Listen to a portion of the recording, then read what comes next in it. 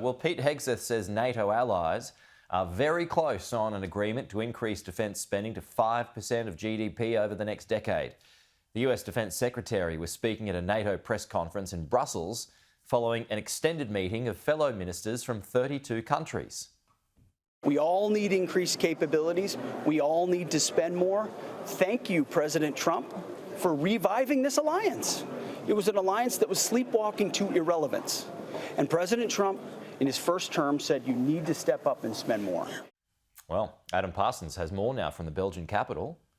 The Secretary General, Mark Rutte, has come out and has said there is a broad agreement, not just, which we knew, that NATO members need to increase their spending on defence, but that now there was a target in place. And funnily enough, it was exactly the same target that Pete Hegseth and, of course, Donald Trump wanted. So NATO, later this month at its summit, is going to ask leaders to sign up to putting 5% of GDP, so in other words, 5% of the whole national turnover towards defence spending. That is a huge figure, by the way, and it's a slightly confusing one because it's actually divided into two pots. 3.5% of GDP will have to go on core defence spending. That's exactly the sort of things you would imagine.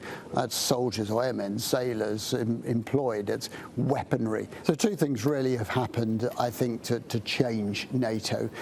One is the rhetoric that comes from Washington, D.C., particularly it came in Donald Trump's first term and is now being echoed. The question over the US commitment to NATO, the criticism that European countries don't do enough. But the fact is that now NATO sees Russia as a real threat, not just, frankly, the idea of sort of tanks rolling through Ukraine and into Poland, but the combination of hybrid warfare, whether that is physical attacks, whether that is missiles, whether that is cyber warfare, or all of the tentacles that they think will come from the Kremlin and its various proxies. They say that NATO members have to be prepared to take this on, and the only way you can do that is with money. And the only, I suppose at the moment, tangible example you can point to is Poland, the one country in NATO that is already spending more than 3.5% of GDP on defence. And why? Well, this is a country that has had an unfortunate front row seat as its neighbour, Ukraine, has been invaded.